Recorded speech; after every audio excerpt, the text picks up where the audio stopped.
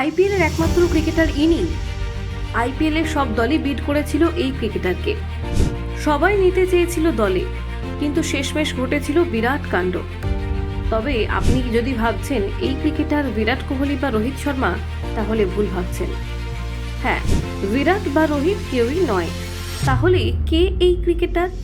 কাকে আইপিএল এ সব দলই রাখতে চেয়েছিল? দেখুন, 2025 সালের আইপিএল নিলামে একটি বিশেষ ঘটনা ঘটেছে, যেখানে একজন ক্রিকেটারের জন্য সব দলই বিড করেছিলেন। এই ক্রিকেটার হলেন ঋষভ পান্ত। আইপিএল একটি ফ্র্যাঞ্চাইজি ভিত্তিক টি-20 ক্রিকেট লিগ, যা প্রতি বছর অনুষ্ঠিত হয়। 2025 সালের মেগা নিলামে ঋষভ পান্থের নাম উঠে আসে এবং তার জন্য প্রতিটি ফ্র্যাঞ্চাইজির মধ্যে তীব্র প্রতিযোগিতা দেখা যায়। নিলামের সময় ঋষভ পান্থের জন্য প্রথমে লখনৌ সুপার জায়ান্টস বিড শুরু করে। এরপর অন্যান্য দলগুলোও তাকে দলে নেওয়ার জন্য আগ্রহ প্রকাশ করে। শেষ পর্যন্ত পান্থকে 27 কোটি রুপি দিয়ে লখনৌ সুপার জায়ান্টস দলে নেয়। এটি আইপিএল এর ইতিহাসে সর্বোচ্চ দাম।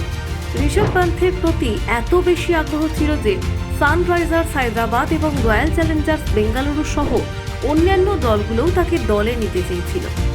এই পরিস্থিতি থেকেই বোঝা যায় যে পান্থের খেলার দক্ষতা এবং জনপ্রিয়তা তাকে আইপিএল এর অন্যতম মূল্যবান খেলোয়াড় হিসেবে প্রতিষ্ঠিত করেছে।